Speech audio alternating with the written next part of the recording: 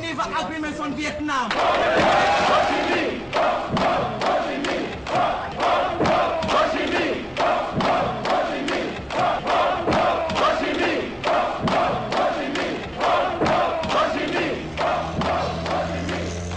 My name is Robert Cohen. We're in front of the U.S. Embassy in Dar es Salaam, Republic of Tanzania, East Africa. A demonstration is taking place by the revolutionary African students and university students against the U.S. policy in Vietnam. With me is Robert Franklin Williams, the president in exile of the new Republic of Africa, recently formed in the United States. Rob Williams is a U.S. citizen who left the United States in 1961, pursued by the FBI and the police of the state of North Carolina. He lived in Cuba from 1961 to 1966, broadcasting to the United States on his own radio program, Radio Free Dixie, and sending in copies of his monthly newsletter, The Crusader. Since 1966, he's been resident in Peking, China, where he has continued sending his newsletter, The Crusader, into the United States. Rob is considered one of the best-known leaders of the black nationalist movement. Rob, I notice you're wearing a button of the Chairman Mao Zedong. Yes, I got it in Peking because the cultural revolution is going on there, and that I'm being supported by the Chinese people, so naturally I would support the Chinese people in their cultural revolution. Well, I'd like to start this interview. I think a lot of our viewers, people in the United States, many may be familiar with the circumstances under which Robert Franklin Williams left the United States in 1961. You were a fugitive at that time. You were under, there was a warrant out for your arrest for kidnapping in the state of North Carolina, and I believe also for interstate flight by the Federal Bureau of Investigation. Could you tell us very briefly what led to those things? Do you think there was any base for the charges, and are they still pending against you? Yeah, well, according to their concept, I was a fugitive. But according to my concept, I was a refugee from racial oppression. But this case grew out of the fact that I had, for many years, fought against racial tyranny in the South, that I had fought against racial segregation, racial discrimination, and racial dehumanization, and I became an enemy of the power structure. And because of this, I became also an object of hatred on the part of the local power structure, and the local power structure through manipulation, because a local Klan lawyer was also Kennedy's White House aide. They were able to manipulate Washington. And just one second now. This happened in 1961 in August. At that time, you were head of the Union County branch of the NAACP. Yes. There were some freedom riders that had come to your city of Monroe. Yes. Right? And you had organized what you called a guard, or self-defense force. What was this guard? Yes, well, the freedom riders came for a different purpose. We had a standing guard there to defend the black community against white aggression. And this white aggression was primarily on the part of the Ku Klux Klan, backed up by the local racist police. The freedom riders came in to help assist in nonviolent demonstrations. These demonstrations were being conducted for the abolition of police brutality, the abolition of Jim Crow facilities, and we had a 10-point program wherein we had asked for fair employment. And this... Now, but you weren't, the freedom riders were nonviolent demonstrators. Yes. At this, you were not participating, though, in their demonstration, as I understand it. Your guard, your people. No, I refused to participate in these demonstrations on the grounds that I would not pledge myself to nonviolence, because I believed, and I've always believed, in self-defense. But I did ask the people, and they accepted reluctantly the idea that they would support these nonviolent demonstrations for a trial, because this was to be a trial to see if we had been in error with our self-defense policy, and to see if nonviolence really had the power of persuasion against these white terrorists. Now, this guard, though, that you had consisted of about 200 or 300 people who were armed. You had set up foxholes, defense things, and so on. Were you advocating violence then, or was this strictly a self-defense thing for your black community? Well, I advocated violent self-defense because I don't think you can really have a defense against violent racists and against terrorists unless you're prepared to meet violence with violence. And my policy was to meet violence with violence. Oh, would you say that your policy was to fire only when fired upon, or were you going to go out and attack people who you didn't like? Well, it is commonly known that trenches and foxholes are fixed positions, and these are fixed positions of defense, and this is what we had. But the idea was to protect our communities because law had broken down and the police had refused to protect us. So there was nothing else for men who had self-respect as men to do but to protect their families and their homes. Now, in this situation of Klan violence, of you setting up foxholes and trenches and so on and arming your neighborhood, what specific event led to this charge against you of kidnapping? Well, actually, in July and August, we had some violent attacks on pacifist demonstrators. And on August the 28th, on Sunday afternoon, that the Klan had recruited or solicited support from as far away as Georgia. From Georgia and South Carolina, thousands of Klansmen, Minutemen, and other fascist and racist poured into the city. And they had said that they were going to crush this demonstration and that they were going to destroy our branch of the National Association for the Advancement of Colored People, and most of all, that they were going to kill me and to destroy our branch of the NAACP. So we had an armed guard, and we had been arming people for quite a while throughout the community. So we prepared to defend ourselves. Also, the Klan had made forays and attacks into our community. They had stoned people. They had thrown missiles from cars, and had 14 women had been struck by these objects. And we were prepared to defend the community.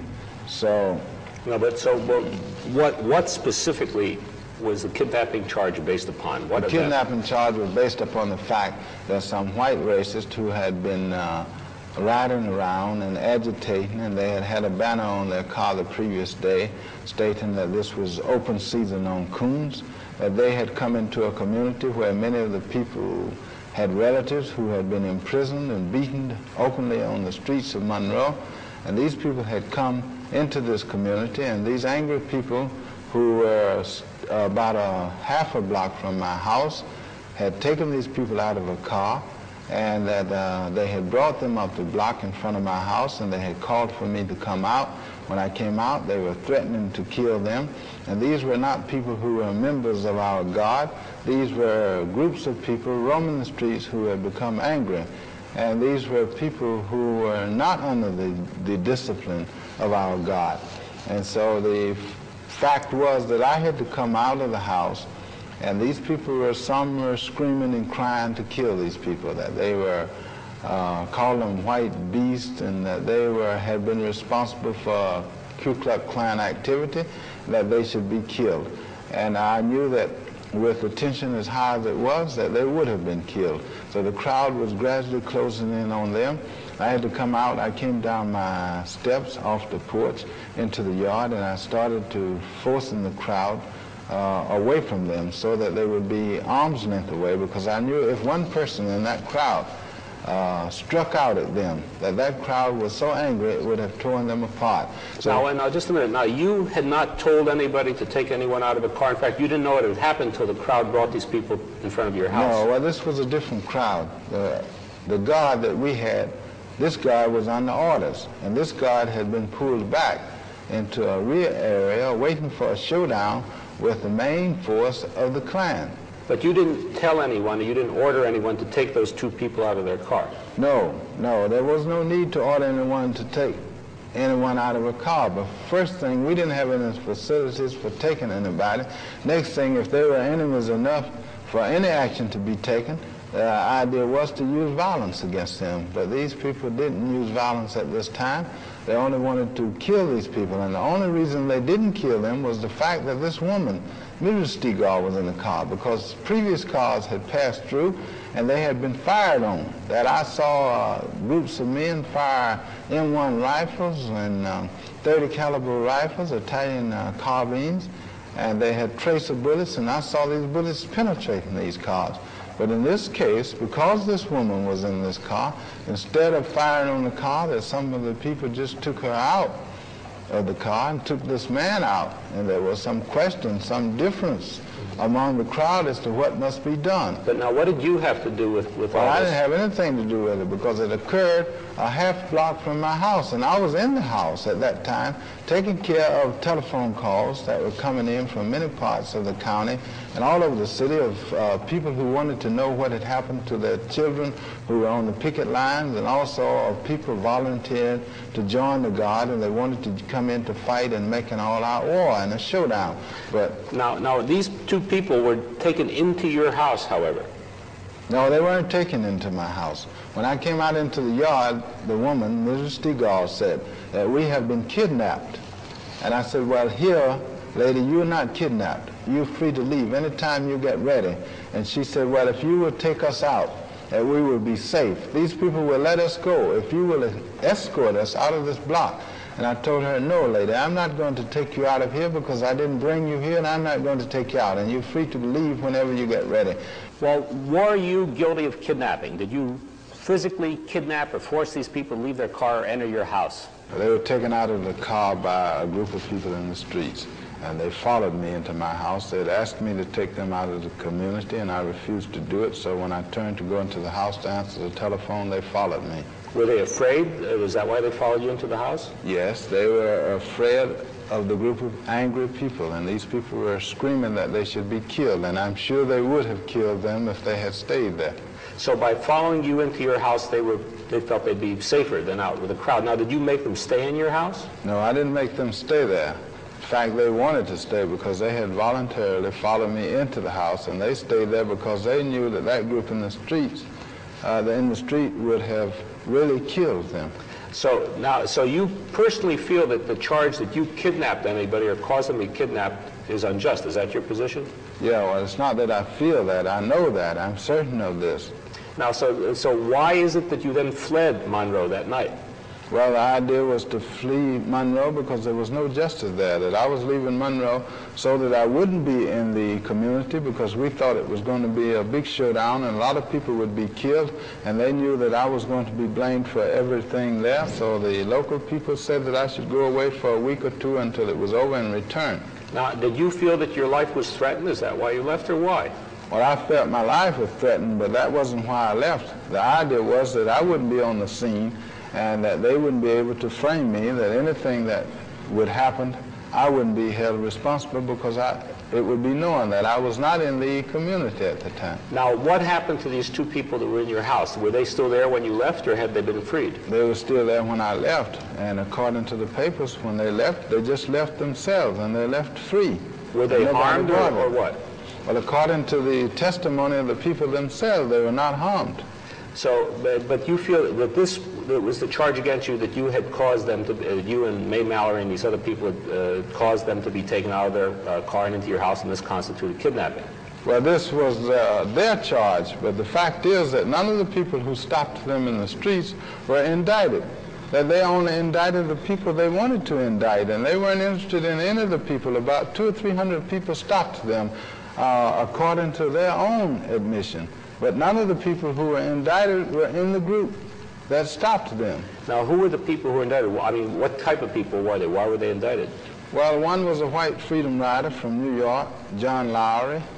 May Mallory was a housewife, a mother of 2 children, and 2 local fellows, Harold Reap and James Crowder.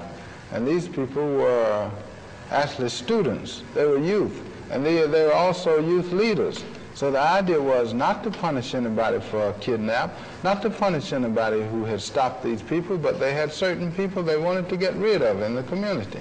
Now, what has happened to the other people, the ones that stayed in the United States, who were indicted on that kidnapping charge? Well, they are living normal lives in New York. That John Lowry is working in a bank, and I understand that he is now a junior bank official. May Mallory is working in a hospital and is traveling freely. In fact, she's just recently been here, and she was issued a passport to come here. That the other two youths are also living in New York, and the trial has not, since it was thrown out by the Supreme Court of North Carolina on the ground of racial discrimination and jury selection, it has not been recalled. So in other words, the original charge against you, the people who were indicted, who were captured, their conviction was thrown out by the North Carolina State Supreme Court, and they are presently, what, under indictment or what? Yes, the conviction was thrown out, but they were re-indicted.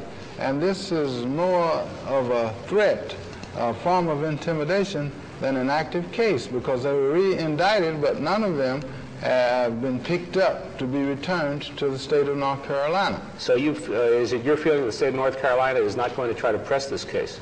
Well, evidently not, because they didn't press it up until this time, and they seem to be only interested in me. And this whole thing happened now more than 7 years ago. Yes, more than 7 years ago. So now, you fled, however. I heard that you were told that the sheriff was going to hang you, or your body was going to be in the town square or something, that they were directly threatening to kill you.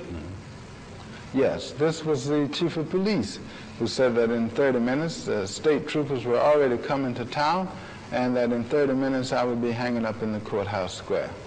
Well, now, to make, I know it was a very complicated story, but in essence, you left Monroe, you got to New York and found out there was a federal warrant for your arrest for leaving the state of North Carolina. Yes. And you subsequently went to Canada as a fugitive. Yes. And then through a roundabout means through California and Mexico got to Cuba. Yes. Now, you were in Cuba from 1961 up until 1966. Yes.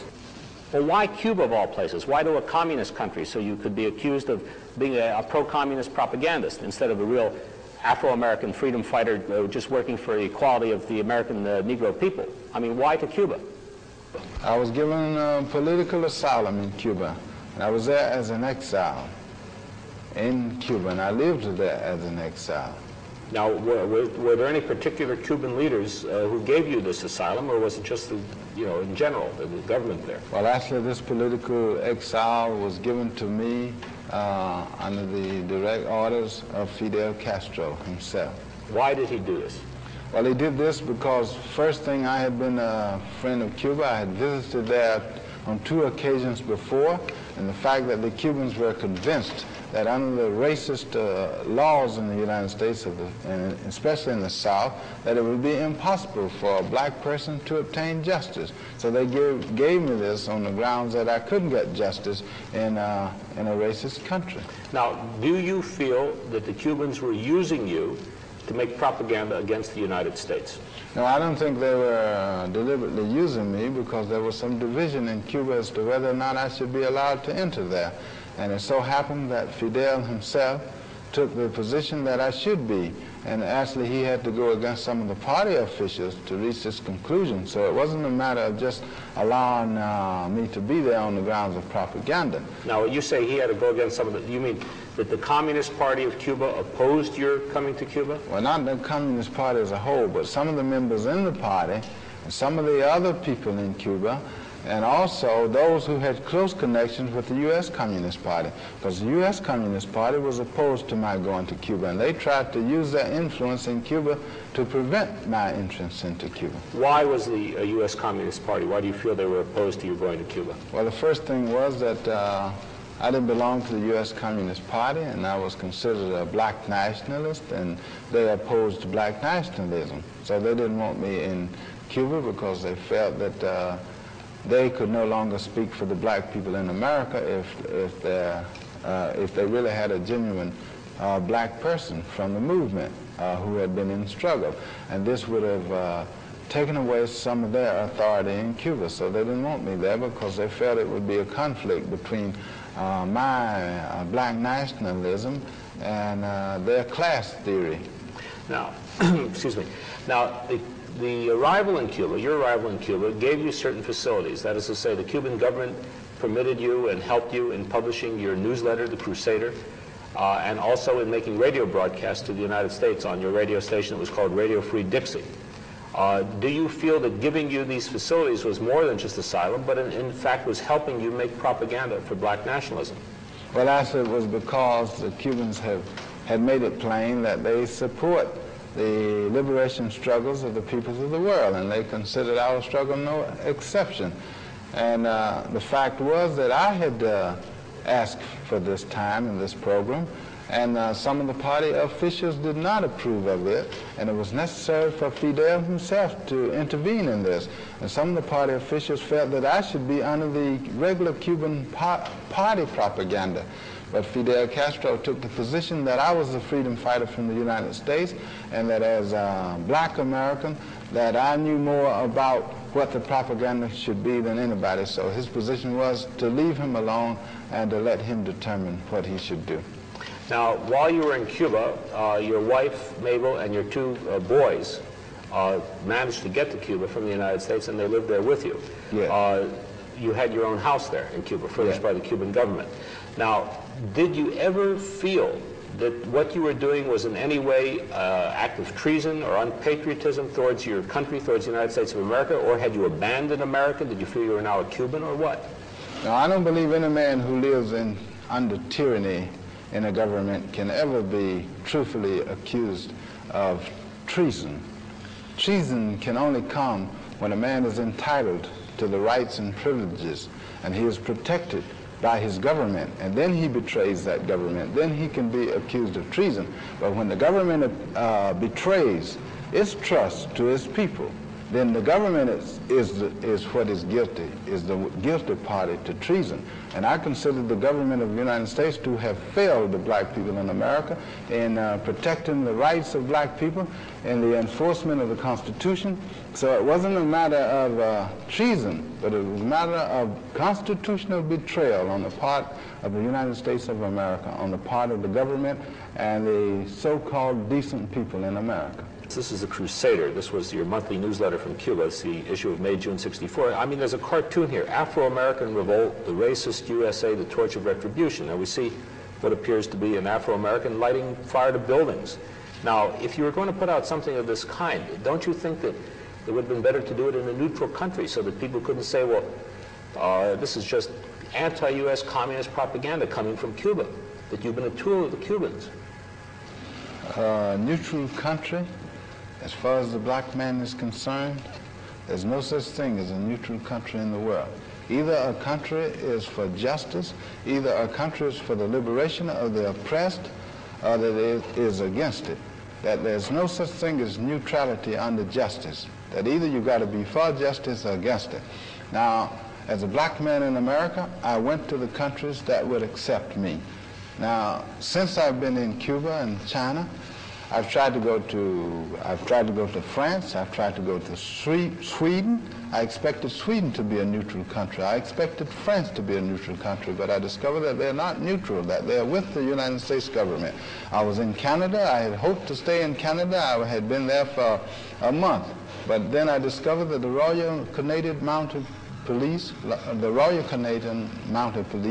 had entered the search for me, and that the response of the United States government was seeking to return me to the racist United States. But even though the Royal Canadian Mounted Police had entered the search for you, and later on you couldn't get into France and Sweden and places like that, why did you feel it necessary to send out something that is so obviously inflammatory and an agitational pamphlet? Didn't you realize that by it coming from Cuba, even though you were publishing it yourself, that people in the United States would say this is just anti-U.S. communist propaganda? They wouldn't read what was in it.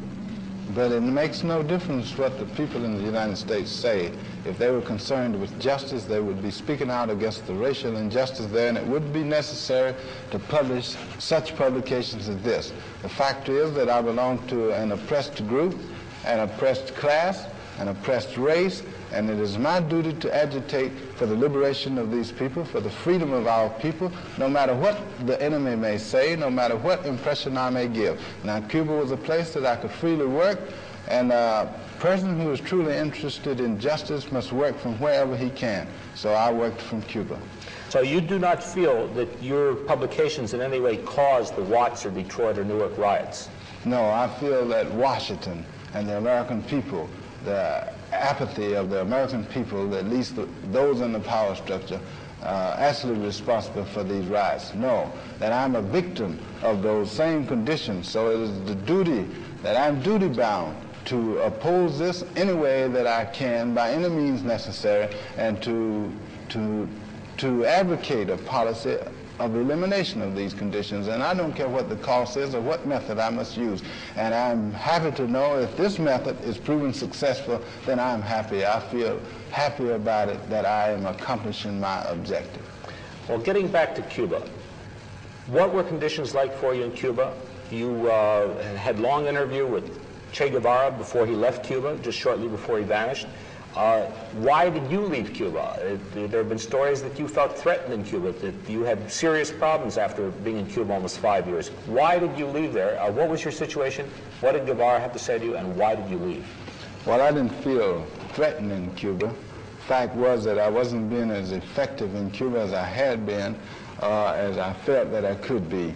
Fact was that the Cuban government, or some faction in the government, had started to sabotage my work, and I discovered that they weren't really interested in the elimination of these oppressive conditions in the United States, that they wanted to create an image as revolutionaries, but they didn't want to do anything. They didn't want me to do anything, that they just wanted to support me there, or pretend to support me, without really taking any concrete steps, and they did everything they could to keep me from promoting black nationalism and an effective struggle for our people. So I left. Yeah, but they did give you radio broadcast facilities and facilities for publishing and getting, what, about 40,000 of these things a month into the States. How were they sabotaging you? Yeah, well, in the beginning they had helped me, but actually it wasn't the government that started to print these publications. Actually, the Cuban workers, the printers, agreed to do this, and these publications were being printed before the government even realized it.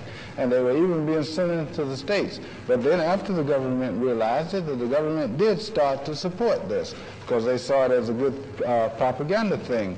But the thing about it is the government tried more and more to patch up some differences with the United States government.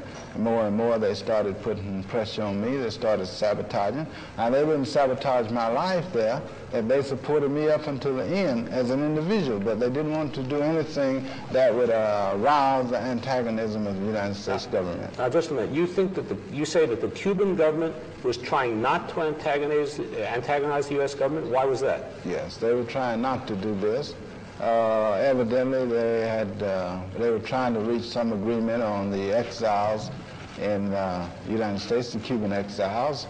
And you mean to keep the exiles from attacking Cuba, they would stop you from attacking the United States? That's what actually the United States government had already started intervening, and they had started restraining the Cuban exiles in the United States. So I suppose, it's just my assumption, I don't have any concrete evidence, but I assume that this was reciprocal, and that the Cuban government also started restraining me. Well, what about your relationships with Che Guevara? Did he sponsor you? In other words, were you doing what he thought should be done, like starting one, two, many Vietnams, whatever his slogan was? Well, I had had a long discussion with Che on the eve before his disappearance, and he had said that they had some differences in the government. He had said that he differed with them, and he thought that I should receive more support from the Cuban government, and that the Afro-Americans in the United States should receive more support. Now, so, what was his difference with the other people in the Cuban government?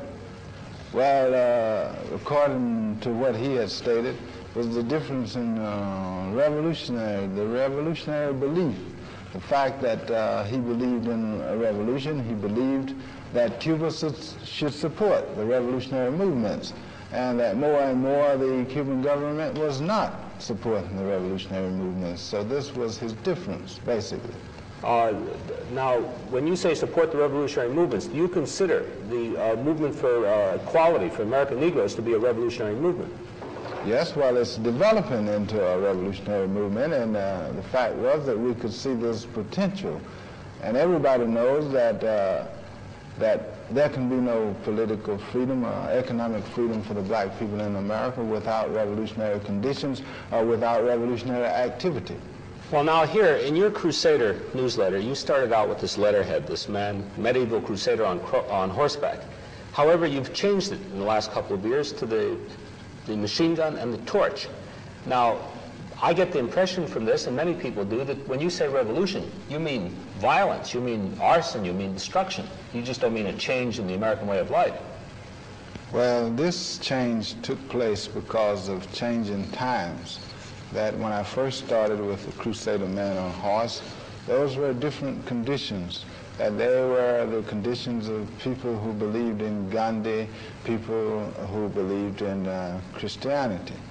And these boycotts and demonstrations were led by a lot of church people. Martin Luther King and so on. Yes, and so we believed in that. But this is a matter of evolution, that I didn't decide to change this masthead myself, but many people wrote in, many of the black people in the black communities who were distributing this. And they said that they didn't think this was an appropriate symbol for the new movement, for the new mood. And so this is why we adapted this new masthead with the machine gun and the torch. Yeah, and this was, but you changed this after what? That is to say, after 1965 was when you changed it. Yes, because this was the new era of the bullet, of the fire and the bullet. So it was time to change. This was no longer just a religious or philosophical crusade, but this was a new era that had entered the stage of history.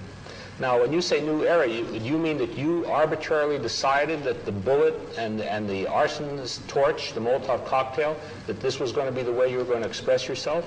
No, the people in the streets decided this, and they wrote to me, and they suggested, and some even demanded, that I get in step with this new tendency, because it had come, and they knew that I was with it, but they didn't think that this was giving the right image, this masthead, so I changed it. Now, when you left Cuba, was there any particular incident that forced you to leave Cuba? Were there any particular individuals who forced you to leave Cuba? There were many incidents and some certain individuals, because the Cuban people always supported me, the revolutionaries supported me, the military men supported me, but there were a few people, a few leaders around Fidel, like Comandante Vallejo, Comandante Piñera, and Osmanes and Fuegos. These people had tried to sabotage the Afro-American struggle, and they were pretending to be party people and pretending to be great leftists and Marxist-Leninists, but all the time they were sabotaging what I was doing and doing everything to make my struggle ineffective and my stay uncomfortable in Cuba. Now, when you say sabotaging, there has to be a reason for this. If you think they were trying to sabotage your work, your radio broadcast, your publishing of your newsletter, why do you think they were doing this? I think they were doing it because there had been some infiltration into the Cuban intelligence, and Piñera was also one of the intelligence officials, and he was either being misled, being fed misinformation. He was working directly for the United States and for the CIA. You think that the CIA was that deep into the Cuban government that they could surround the people, touch the people surrounding Fidel and actually stop what you were doing when he wanted it done? Well, I don't think that. I know that because I had close contact with them and I know what they were able to do.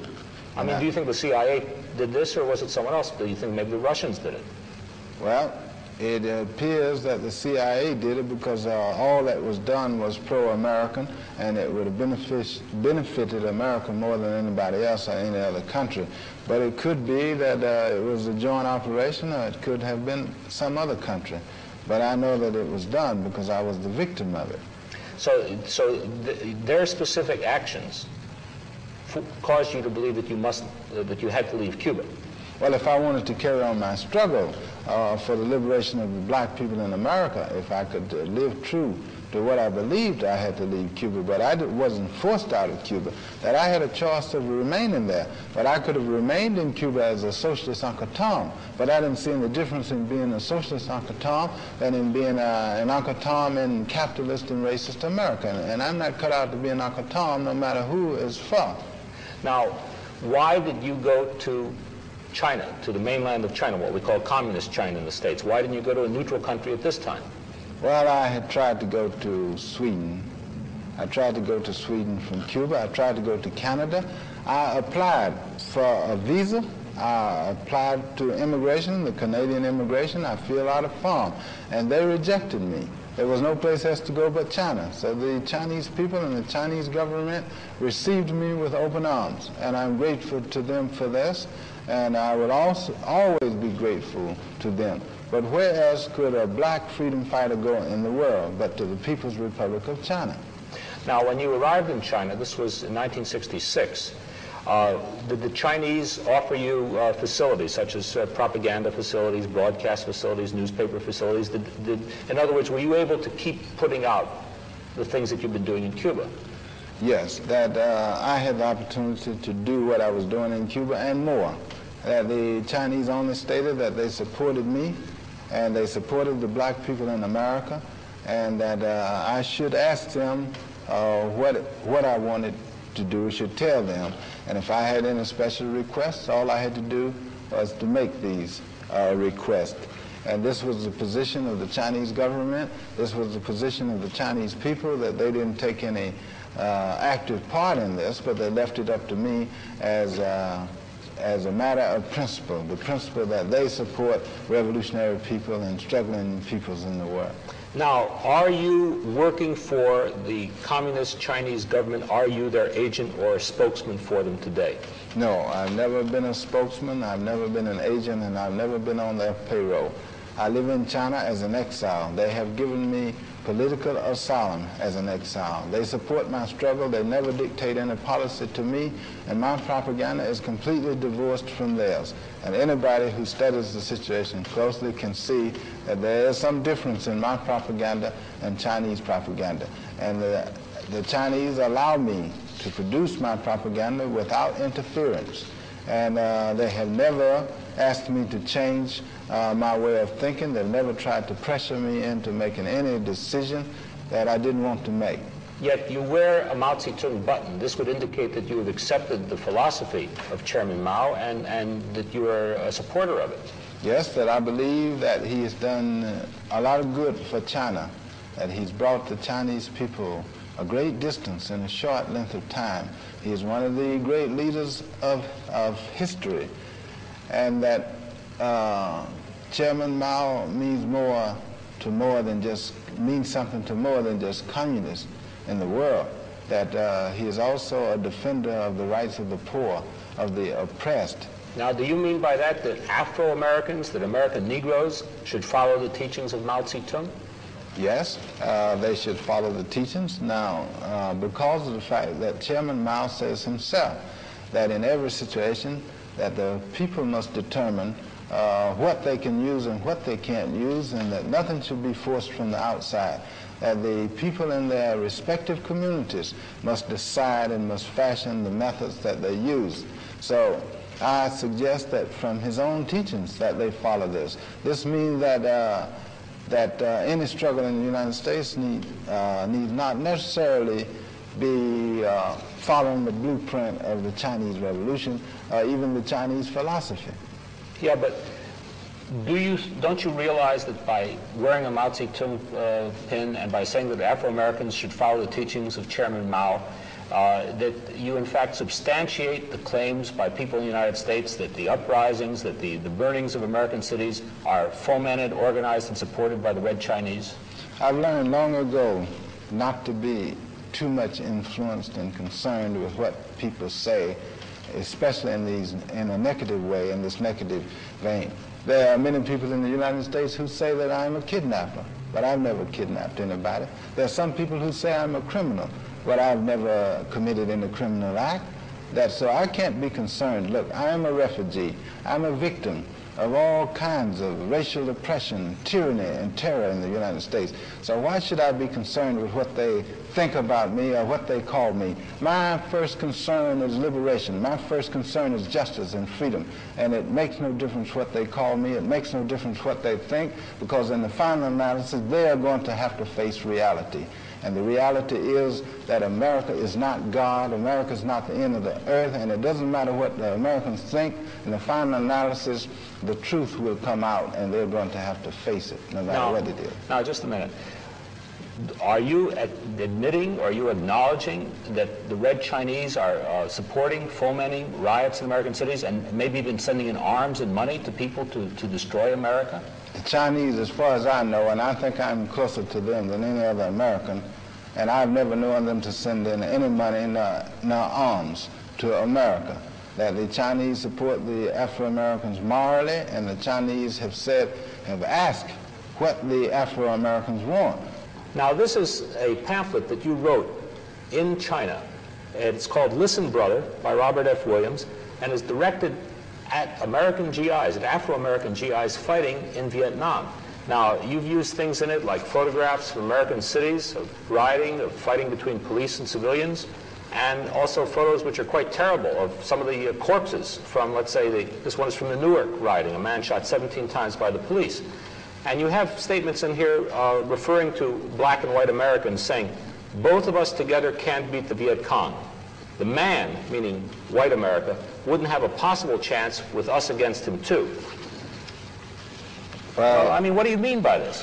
First thing, this pamphlet was written in Peking, but it was printed in New York, the United States of America.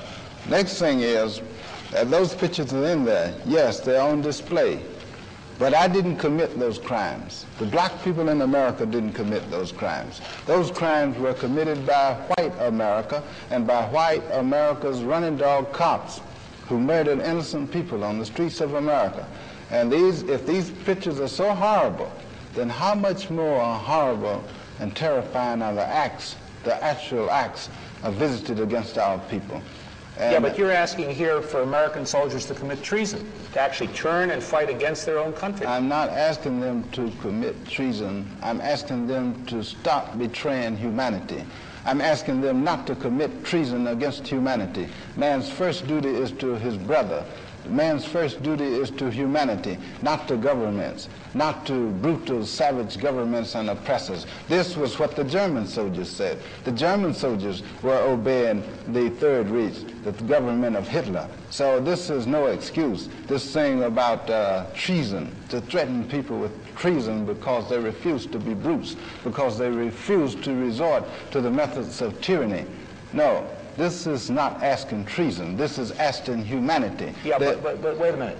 You're not only asking people not to fight the Viet Cong, you're asking them to take up arms against the U.S. government, to destroy the U.S. government. That's more than just not being involved in brutal acts. You're asking them to commit brutality against their fellow Americans. That's asking to put an end to tyranny, just like in the colonies of the United States.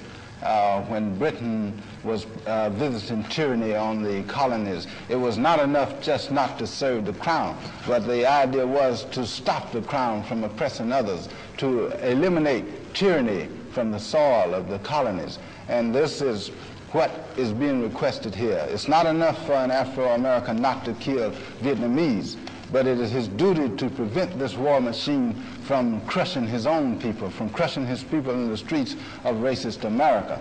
And the idea is that the black man, if he's going to fight, if he's going to be a soldier, he should fight for the liberation of his own people. He's got no business in Vietnam.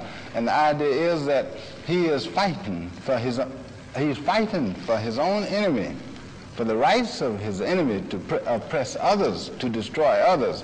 But he is not fighting for his right to live as a human being or his mother in the United States of America. And what I'm saying is, if they force him into battle, if they force him to kill, then the people he should kill are those who are oppressing him, and those are the white Americans of the United States. Now, wait, now you say all white Americans, everybody with light skin, should be killed? What are you saying? No, I'm not saying that all white Americans should be killed. But I'm saying that those who are killing and murdering Vietnamese in cold blood, the same as they are murdering and killing black people in the streets of Washington, in the streets of Detroit, and Chicago, and Los Angeles, and San Francisco, I'm saying that they deserve to be killed by black soldiers who have gone to kill others in their name and on their behalf.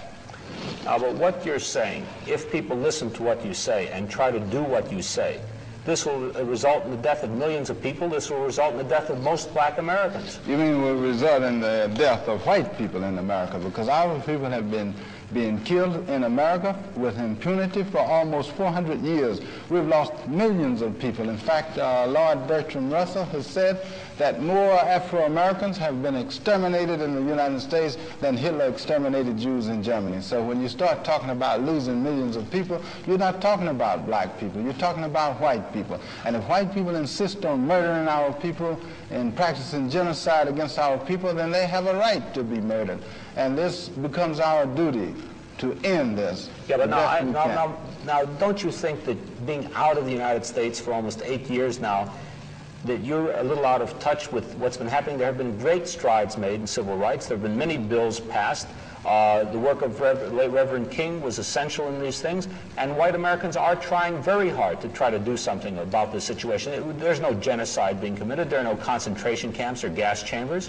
Don't you? I mean, you've been involved in this great cultural revolution in China. Perhaps this has gotten you a little out of touch with the United States today, because I'm sure that there are a great many white Americans that think that what you're saying now is way out. Out of touch? Is it way out that Reverend King is dead? Who killed Reverend King? Reverend King is dead, so I'm out of touch with reality. It appears to me that conditions have worsened. It appears to me that I'm behind time, that I'm too moderate in the view of this, because here is a pacifist, one of the great followers of Gandhi, a man who advocated love and nonviolence, has been shot down in the streets of racist America and killed like a common street dog. Now, and then I'm supposed to be moderate in my outlook. I'm supposed to be merciful. This is asking more of me as a victim than has been asked of the oppressor. Well, but you're calling for an attack on hundreds of millions of people based upon the act of one man. But not a matter of an act of one man. That mankind is responsible for his fellow man. That society is a collective community, and you cannot be aloof in a community where you live. The German people allowed Hitler to lead them down the drain. They allowed Hitler to rage and to act like a maniac, and they didn't take any position whatever. They supported Germany. They supported their government, and as a result of this, we can see what happened. Now, the American people can't hide behind the excuse that they are not doing it, that they are not committing these crimes.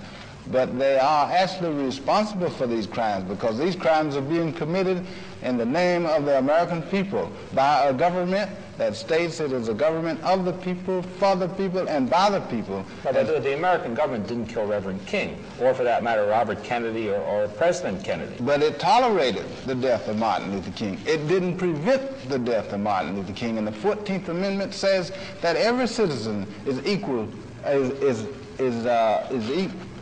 entitled to equal protection under law. Now, the J. Edgar Hoover and the FBI says that they know every time some conspiracy is being formulated in the ghetto. They know about plots they claim against leaders like Roy Wilkins and Whitney Young. They know when the statues are going to be blown up. They know when people are planning to set off bombs. But they didn't know when the President of the United States was about to be killed. They didn't know when Martin Luther King was about to be killed. They didn't know when Bobby Kennedy was about to be killed. Now, what is all of this about? All of this good protection and know-how and protection of people like Roy Wilkins and Whitney Young and these people, and no protection of the Kennedys and the Kings. Well, do you think that the Kennedys aren't Afro-Americans? They're white Americans. Yeah, they are white Americans, but they have run afoul of the rightist forces in the United States, the same as Reverend King. Well, then aren't your enemies certain forces in the United States and not white society as a whole? There are certain forces in the United States, but the fact is that when you have a community that is becoming degenerate, and that is being overrun by degenerates, and that degeneracy is becoming an order of the day, then no honest man can take an inactive position. No honest man can be neutral. And if honest men are neutral, then they are not neutral, and they are not honest, but they become accessories after the fact and after the act and to the act. All right, now, you have been in China. You have been given honors and position that no American citizen, practically no private person in the world has ever had. For example, you have been allowed to stand next to Chairman Mao on the Gate of Heavenly Peace, the Capitol building in Peking, and actually take the microphone and speak to 2.5 million people. Why do you think that you as an individual, you, Robert Franklin Williams, have been given these honors and this position, this incredible support, at least moral support if you claim no arms, by the communist government in China? Because I'm the first black victim of racial oppression and tyranny to have been able to escape this network of tyrants. The first one to land on a friendly soil or to land on soil where they are opposed to this type of tyranny. So it is only natural that the Chinese people would want to hear what I've got to say. Not only do they want to hear what I've got to say, but they think others in the world who are victims and potential victims of the same injustice, the racist oppression and injustice, that the people who are potentially targets of this should know the nature, the true nature of America. Now, in China, and I realize it's impossible to discuss this in a short period of time, this would take hours, but in China you've been living through this great cultural revolution that they're calling, which is in many ways torn Chinese society apart. People in the States don't know much about this. What's going on in China? What are the forces involved? What is this cultural revolution? Can you just say it very simply? Well, it will actually be impossible for the people in the United States to understand the cultural revolution in China or anything about China because they don't have enough background to understand what's going on. But actually, basically, what has taken place is that the Chinese youth and the Chinese workers and peasants and soldiers are under the direction and teaching of Chairman Mao trying to develop a new society that will mold a new kind of man, a new kind of individual, the type of individual that the Christians claimed they wanted to produce many years ago. And that is that there will be men who will be honest, men who will be devoid of ego, men who will work for the collective good of all, men who will not put their selfish motives ahead of those of their fellow men. And this is basically what they're trying to do, the objective. Now, there's nothing that says that they are going to succeed. There's no certainty of this. In fact, Mao Zedong himself has said that there's a possibility that they may lose, but this is what they're trying to do. And they're having much trouble and friction because there are some who support socialism, some who support communism, some who support Mao Zedong, but who don't think that they can overcome this feeling of personal gain, that they can overcome ego. And some people are opposed to this because it requires a great deal. You must try to imagine what it requires of a person to think more of humanity, to think more of the people in his community than of himself and his own immediate family. You mean they're trying to create a society where people won't work to get more pay or won't work to get bonuses? In other words, the whole direction that Russia is going in, this Liebermanism and things like that, is to let workers participate in factory profits. Are you saying that the Chinese are trying to motivate people just by idealism? That certainly would cause a conflict. Well, actually, the people themselves. You see, this is the strange thing about it. It's not the government trying to force the people to accept this philosophy, but many of the people, and especially the peasants themselves and soldiers, are saying that this must be done. This is the type of society they want, and that they are actually striving to produce a type of personality wherein the man's satisfaction for his work will come from the satisfaction of creating for the good of all, for the good of humanity. That he will derive his compensation from the fact that he knows that he is contributing to humanity.